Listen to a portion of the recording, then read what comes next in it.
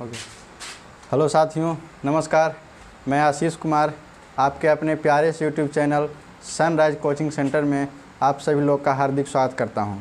साथियों, आप लोगों के बीच में मैं आज एक ऐसा वीडियो लेके आया हूं जो हमारे बहुत सारे व्यूवर्स और स्टूडेंट लोगों का बार बार क्वेश्चन आ रहा था कि सर रेलवे ग्रुप डी की जॉब क्या होती है, उसमें क्या क्या सुविधाएं मिलती है और ग्रुप डी से ग्रुप सी में प्रमोशन कैसे लिया जा सकता है।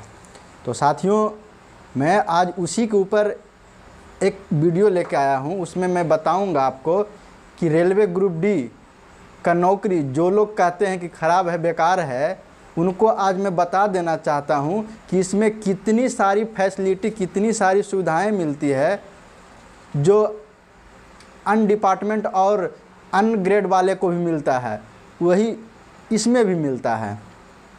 तो इतने सारे सुविधा जान के आपके भी मन में रेलवे ग्रुप डी को कोई छोटा नौकरी नहीं समझेंगे और सबको पढ़ने का हिम्मत जागेगा और प्रेरित होके जल्द से जल्द ग्रुप डी की तैयारी करेंगे। और जो आ रहे हैं एग्ज़ाम 17 अगस्त से, जो 2019 का वैकेंसी जो बचा हुआ है 1,48,000 पे, उसको है कि पाने के लिए कहीं भी कोई भी बोर्ड में एक सीट पाने के लिए आप ललक उठेंगे, मेहनत करने पर आपको मजबूर कर दूंगा। इसमें इतने सारे फ़ायदे हैं, इतने चीज़ की जानकारियाँ होती है, वो मैं आज आपके सामने शेयर करूंगा।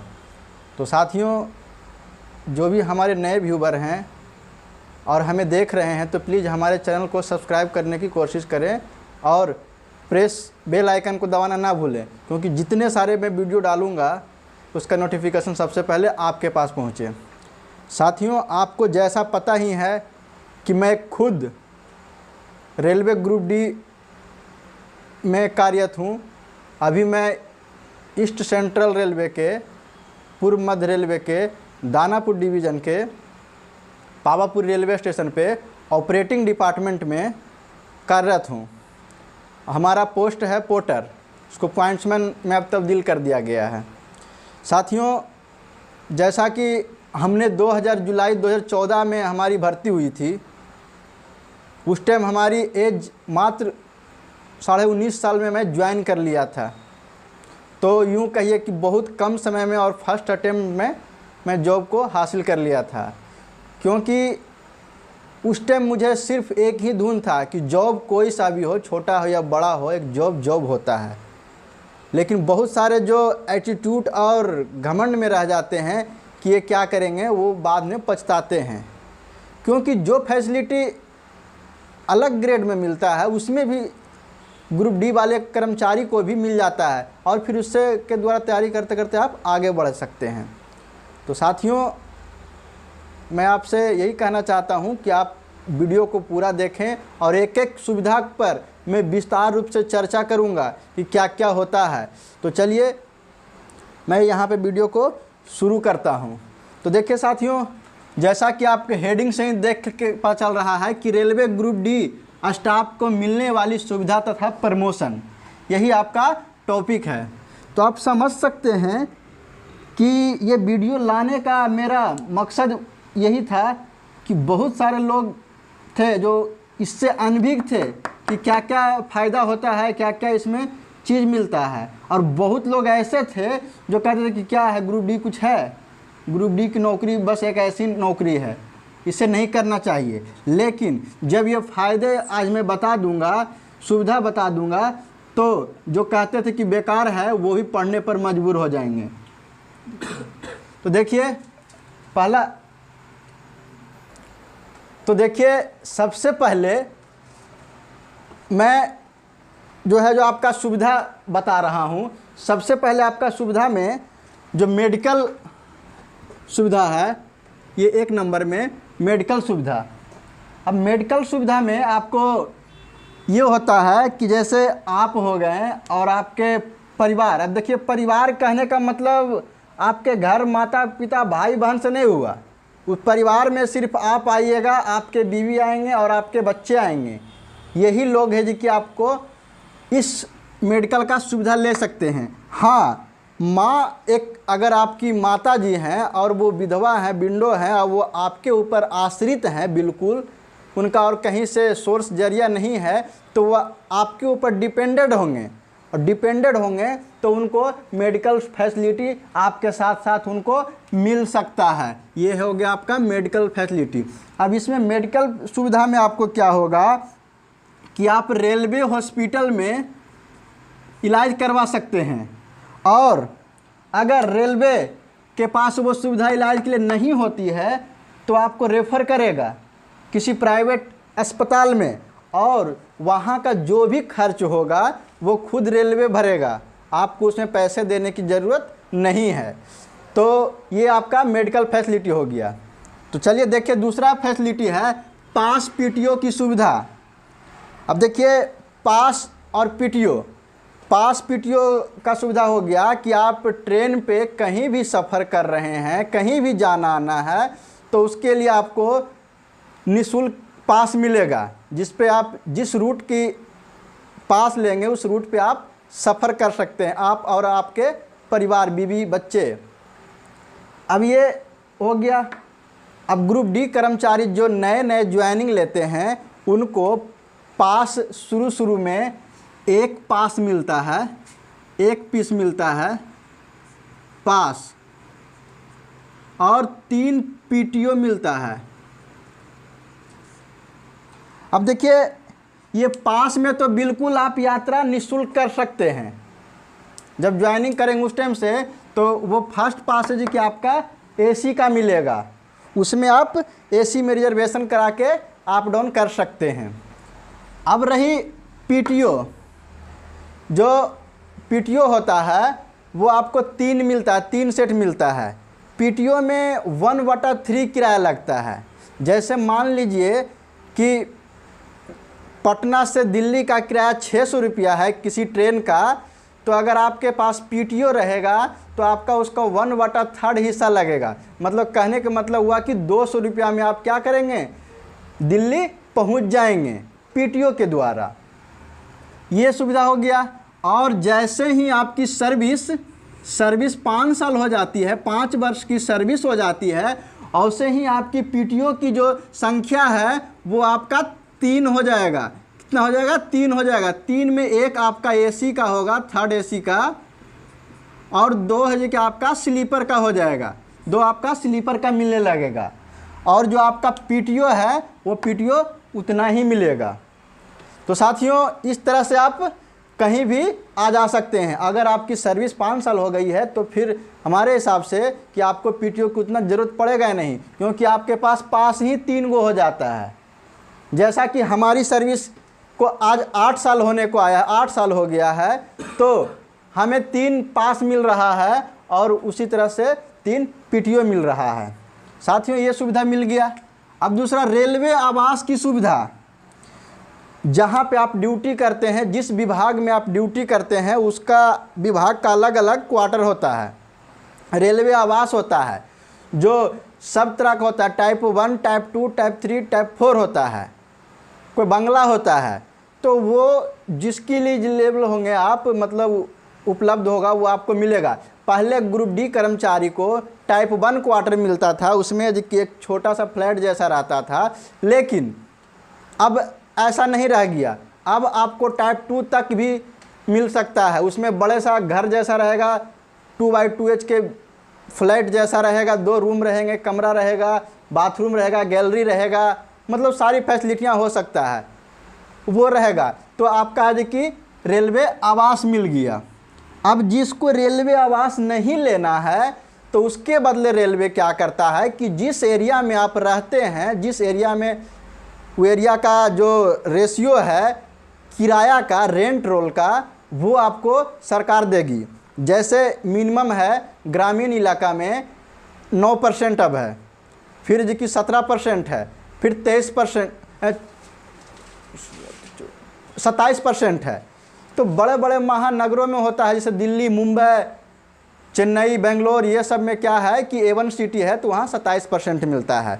जो B क्लास के सिटी हैं, जैसे पटना हो गया, मुजफ्फरपुर हो गया, और कई शहर हैं, गया हो गया, ये सब में आपका 17% मिलता है। और जो ग्रामीण इलाका जो सबसे कम होता है, जो रूरल एरिया होता है, वहाँ पे आपको 9% मिलता है। तो मिनिमम साथियों अगर ग्रुप डी कर्मचारी हैं और पहला पोस्टिंग है तो आपको मिनिमम हाउस रेंट के लिए 1800 से 1900 रुपया मिलेगा ग्रामीण इलाका में।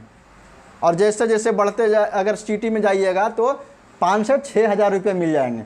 तो आपके पास दोनों ऑप्शन हैं, अगर क्वार्टर लेना है तो लीजिए, और अगर कहीं आप बाहर रह रहे हैं या चाहे तो अपना खुद के घर में रह रहे हैं तो आपको रेलवे HRA देगी, हाउस रेंट अलाउंस देगी। अब चौथा है ड्रेस अलाउंस। साथियों ड्रेस अलाउंस जो हम लोग कार्यस्थल पे ड्यूटी करते हैं तो जो यूनिफॉर्म होता है, शूज होता है और अन्य तरह की जो ज़रूरत की सामानें होता है वो ड्रेस अलाउंस के रूप में आपको मिलता है। ग्रुप डी कर्मचारियों के लिए खास करके इंजीनियरिंग विभाग को छोड़ के और जो बाकी विभाग हैं उनको लगभग पूरे 5,000 रुपया जो क्या मिलता है पर साल मिलता है, 5,000 रुपया पर वर्ष मिलता है ये। और ग्रुप डी वाले को जो उसमें होते हैं इंजीनियरिंग विभाग में जो ट्रैक में होते हैं उनको लगभग 10,000 मिलता है। तो उनकी ज़रूरतें बढ़ जाती हैं, उनके जूता हो जाता है, थर्मस की बोतल हो जाती है, छतरी हो जाती है, टॉर्च हो जाती है, ये सब की सुविधा उनको ज़्यादा मिलता है। इसके लिए उनका अलाउंस क्या होता है, ज़्यादा मिलता है। पहले क्या होता था कि ड्रेस अलाउंस में आपको कपड़ा दिया जाता था, सिलाया हुआ दिया जाता था, तो किसी को फिटिंग आता था, किसी को नहीं आता था, किसी को बड़ा हो जाता था, किसी को छोटा हो जाता था। तो इसके लिए सरकार क्या किया कि अब वो हर साल पैसे दे देता है कि आप उसको जाके उस तरह के कपड़े सिलवा लीजिए और पैसे लेके, तो ये सुविधा मिल गया। अब है शैक्षणिक भत्ता। अब ये देखिए 27,000 रुपया प्रति 2 बच्चा तक मिलता है, 2 बच्चा तक मिलता है। ये पर जो आपके बच्चे पढ़ते हैं स्कूल में, प्राइवेट स्कूल में, किसी रजिस्टर्ड स्कूल में पढ़ते हैं, उसमें 1st to 12th नर्सरी से 1 तक में 2 बार मिलता है, फिर 1st से 12th तक IAC तक जब तक आपके बच्चे हैं, 2 बच्चे या तो गर्ल हो या तो बॉय हो, कोई भी हो उसको है कि आपको मिल सकता है। 2 को पहले 18,000 रुपया मिलता है, लेकिन ये 7 पे कमीशन में बढ़ा के इसको 27,000 रुपया पर बच्चा कर दिया। तो 27 दूनी 54,000 रुपया जो कि एक साल में अगर 2 बच्चे हैं तो आपको मिलेगा। बस आपको स्कूल का बोनाफाइड सर्टिफिकेट जमा कर देने के बाद आपको हर साल वो मार्च से अप्रैल के मई के महीना में मिल जाएगा। रियर केस में क्या होता है कि अगर पहला बच्चा सिंगल हो और दूसरा बच्चा जुड़वा बच्चा हो जाता है तो उस स्थिति में रेलवे उसको 2 ही बच्चा मानता है, 2 ही बच्चा मानता है, लेकिन 3 का खर्च देता है। 3 का क्या करता है, खर्च देता है। तो 87 81,000 रुपया है जो कि आपको देगा। सेकंड वाला बच्चा अगर जुड़वा बच्चा होता है, ट्विन बच्चा होता है, तो उसको 2 ही बच्चा माना जाता है। तो उस तरह से आपको ये सुविधा देता है। अब साथियों ये तो हुआ स्कूल सुविधा। अगर आपके बच्चे किसी हॉस्टल में हैं, कोई स्कूल के हॉस्टल में पढ़ाई कर रहे हैं, तो उसमें आपको क्या होगा कि पर बच्चा है कि 70,000 रुपया मिलेगा, 70,000 रुपया पर बच्चा मिलेगा 1 साल में। ये हॉस्टल में हुआ, ये आपका स्कूल फीस हुआ। तो साथियों इस तरह से आप देख सकते हैं कि शैक्षणिक योग्यता में, शैक्षणिक अलाउंस में, जो शैक्षणिक भत्ता है उसमें भी आपको सभी को सेम मिलता है। चाहे तो A1 ऑफिसर हो, चाहे तो ग्रुप डी कर्मचारी हो, चाहे तो C हो, सभी को इतना ही मिलता है एक बच्चा पे।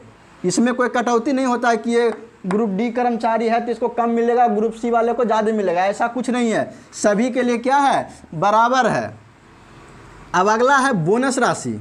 तो बोनस राशि होता है जो ये कहता है कि दिवाली बोनस पे एक मुश्त राशि मिलता है। अभी तो उसका राशि का मूल्य है 17,900 रुपया, 17,900 रुपया इसका है, 17,900 रुपया ये आपका बोनस मिलता है। ये आपको दिवाली बोनस कहने का है, लेकिन आपको दशहरा पूजा के 6ठी या 7वीं तारीख तक में 7वीं या 6ठी या 7वीं को आपके अकाउंट में डायरेक्ट वो बोनस आ जाता है। उसमें बोनस कटता है कैसे कि जैसे आप उस साल में, बोनस वाले साल में जो अप्रैल से चल के मार्च तक जाता है, उसके बीच में अगर आपने छुट्टियां ली है तो ठीक है। अगर एब्सेंट रहे हैं तो उसका जितना दिन एब्सेंट रहेंगे उसके हिसाब से आपको बोनस की राशि काट लिया जाता है, इस तरह से मिलता है। तो साथियों ये भी जो है 17,900 ये सभी कर्मचारी को सेम है।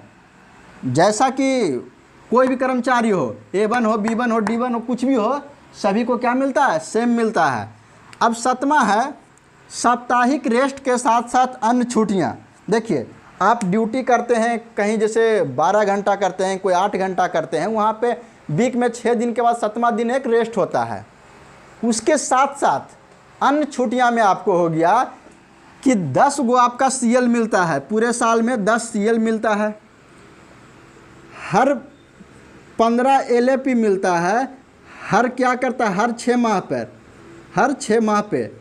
तो समझिए कि साल भर में कितना हो गया, 30 हो गया, 30 LAP हो गया। फिर 20 HAP मिलता है जो हर 6 महीना पर 10-10 गो मिलता है। उसके बाद लगभग 12 से 14 गो आपका क्या होता है, NH नेशनल हॉलीडे हो जाता है, जिसमें आप अगर नेशनल हॉलीडे में अगर आपकी छुट्टी लेते हैं तो छुट्टी लगेगा हॉलीडे का।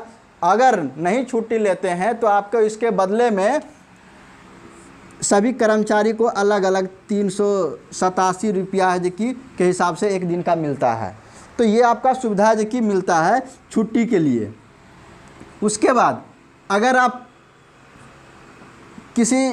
आप जेंट्स हैं और आपके 2 बच्चे होते हैं तो 15 दिन का है जो कि पैतृक अवकाश मिलता है, जो 2 बच्चे तक मिलता है 15-15 दिन का।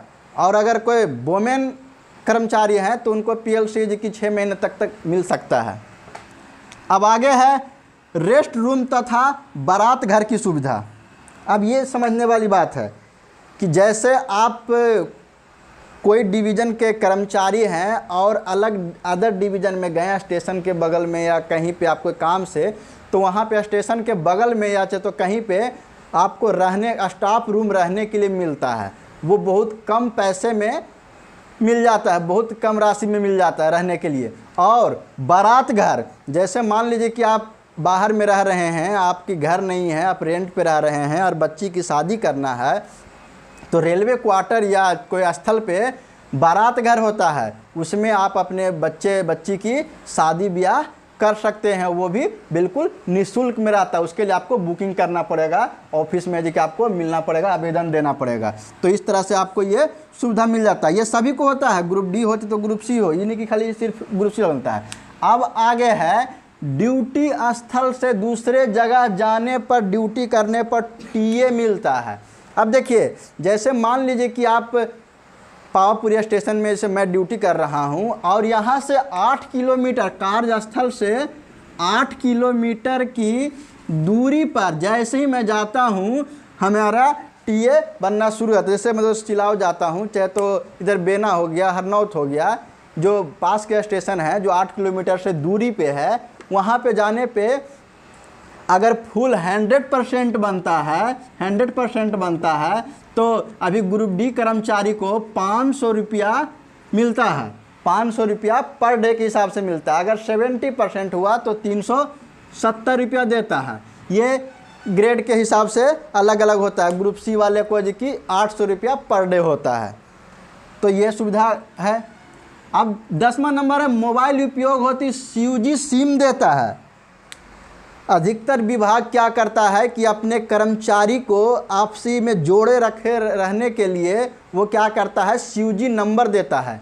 वो CUG नंबर में क्या होता है कि वो 200 रुपये का रिचार्ज रेलवे खुद करा देती है। 200 तक आप उपयोग कीजिए और जैसे ही एक्स्ट्रा कीजिएगा आपको खुद उसमें बिल पे करना पड़ेगा।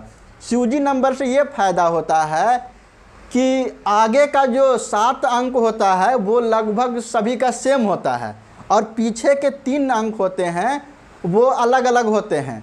तो इस तरह से किसी भी कर्मचारी को अगर फ़ोन लगाना होता है और उसका है जो कि पीछे का 3 अंक ही याद रखता है, तो कोई भी ऑफिसर अपने कर्मचारी को कार्यस्थल पे बुलाने के लिए चाहे तो कुछ कहने के लिए डायरेक्ट वो नंबर डायल करेगा, पीछे का 3 अंक याद करके वो आपको कॉल करके आपसे संपर्क कर सकता है। इसके लिए वो दिया जाता है। ये सभी कर्मचारी को मिलता है जहाँ जहाँ पे इसकी ज़रूरत है और लेना चाहते हैं।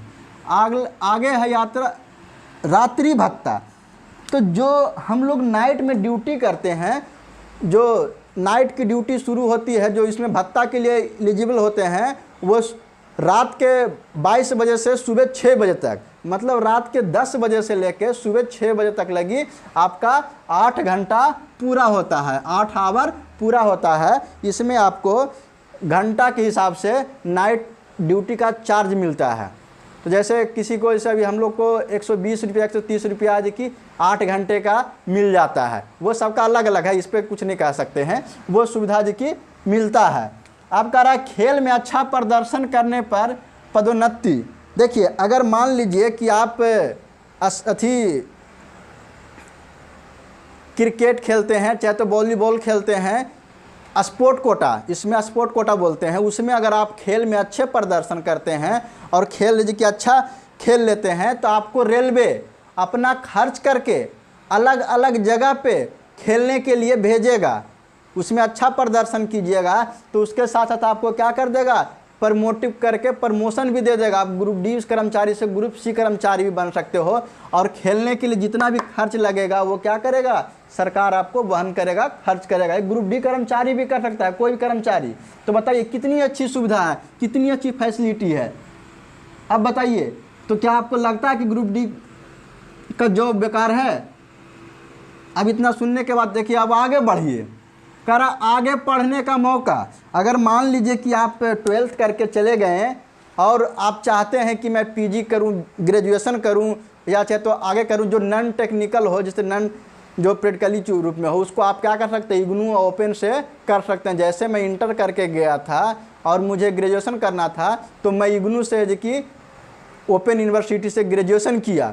उसमें है क्या हुआ कि वो हमें छुट्टियां मिल जाती थी। छुट्टियां हालांकि हमारा ही लगता था, जाता था, और उसका खर्च भी हमें लगता था, लेकिन हमें परमिशन मिल गया, हमें अनुमति मिल गया कि हमें आगे पढ़ना है। उस तरह से आप पीजी भी कर सकते हैं परमिशन लेके, एनओसी लेके। अब है अलग अलग विभागों द्वारा उपयोग के लिए तौलियाँ तथा साबुन देता है। देखिए, जो खास करके मैकेनिकल डिपार्टमेंट हुआ, जो CNW हुआ मैकेनिकल डिपार्टमेंट, इसमें अक्सर क्या होता है कि हाथ काले होते हैं, गंदे होते हैं, धूल मोबिल ग्रीस लगते हैं। तो उसके लिए क्या करता है कि वहाँ हाथ, कार्यस्थल पे हाथ साफ करने के लिए एक बड़ा सा तौली जैसा रुमाल जैसा देता है वाइट में, और एक साबुन का बट्टी देता है जो कि आप हर महीने मिलता है। तो इससे क्या होता है कि जो आपका हाथ गंदा होगा, कपड़ा गंदा होगा, उसको पोंछ आप सकते हैं। ये हर विभाग को नहीं मिलता है, कुछ कुछ विभाग में मिलता है, कुछ कुछ विभाग में नहीं मिलता है। तो ये सुविधा जी कि आपको मिलता है। अब उसके बाद ये तो आपके सुविधा थे। तो साथियों, ये देखें कि आप रेलवे ग्रुप डी कर्मचारी को इतने सारी सुविधा मिलता है। लगभग जो ग्रुप सी और बी वाले को मिलता है उतना ही सुविधा लगभग ग्रुप डी वाले कर्मचारी को मिलता है। उसके अलावा आप ग्रुप डी में जॉब कर रहे हैं तो ये मत समझिए कि हम वहीं पर आ जाएंगे, उसमें भी प्रमोशन आपका होगा। प्रमोशन के लिए जो कि आपको LDC निकलेगा, GDC निकलेगा और सीनियरिटी के आधार पर निकलेगा। अब देखिए, LDC हो गया जो लिमिटेड डिपार्टमेंट कॉम्पिटिटिव एग्जाम। इसमें आपका क्या होता है कि हर विभाग जो भी होता है वो ग्रुप डी कर्मचारियों के लिए एक लिमिट सीट, ग्रुप डी से सी की ओर जाने के लिए एक लिमिट सीट निकालता है। जिस पोस्ट पे, जैसा मान लीजिए मैकेनिकल में है, अब यहाँ पे हेल्पर पोस्ट पे हैं, तो आपको सी में जाने के लिए टेक्नीशियन 3, जो टेक्नीशियन 3 होता है, टेक्नीशियन 3 के लिए वैकेंसी निकालेगा। 25% हो गया LDC। उसमें क्या होगा कि कुछ सीटें 100-200 सीटें होती है, उसको है कि ग्रुप डी कर्मचारी भरते हैं जिनकी सर्विस कम से कम 2 साल हो चुकी है उस डिपार्टमेंट में। वो LDC के द्वारा एग्ज़ाम देके आप डायरेक्ट क्या बन सकते हैं, ग्रुप सी बन सकते हैं, टेक्नीशियन बन सकते हैं। चाहे तो जो कोई ऑपरेटिंग में है वो डायरेक्ट एग्ज़ाम देके गुड्स गार्ड बन सकता है, SM बन सकता है, CC बन सकता है, TC बन सकता है, TA बन सकता है, सब बन सकता है। उसके बाद जीडीसी, ये जीडीसी होती है जो पूरे जोन लेवल पे होता है। जितने जोन में जितने डिवीज़न है सभी मिला के सभी विभाग के कर्मचारी इसमें अपॉर्चुनिटी होते हैं, फॉर्म डालते हैं, आवेदन करते हैं, उसमें कंपटीशन होता है। इसमें हो गया जनरल डिपार्टमेंटल कॉम्पिटिटिव एग्जाम, इसमें आपका सब विभाग रहता है, टेक्नीशियन रहेगा, गुड्स गार्ड रहेगा, एसएम रहेगा, सब रहेगा, वो पूरे विभाग का भर सकता है।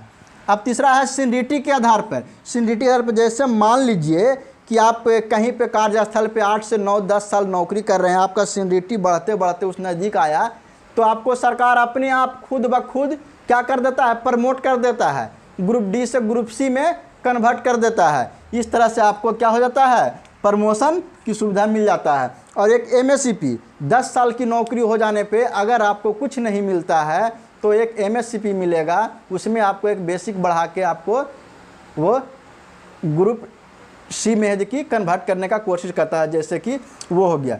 तो साथियों अब आप इतना सारे सुविधा देख लिए, इसके बाद आपके मन में क्या लगता है कि क्या रेलवे ग्रुप डी की नौकरी करना अच्छा है या ख़राब है? आप मुझे कमेंट करके कमेंट बॉक्स में कमेंट करके ज़रूर बताइएगा।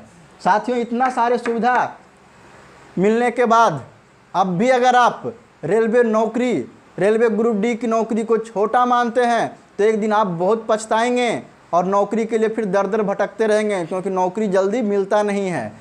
और नौकरी पाना है तो आज इतने सारे सुविधा और फ़ायदा देख लिए हैं तो आज से ही आप पढ़ने में लीन हो जाएं और पूरी मेहनत के साथ पढ़ाई करें और 2022 जो एग्ज़ाम है उसको क्लियर करके आप 2023 में सीधे ग्रुप डी में ज्वाइनिंग करने के लिए तैयार रहें।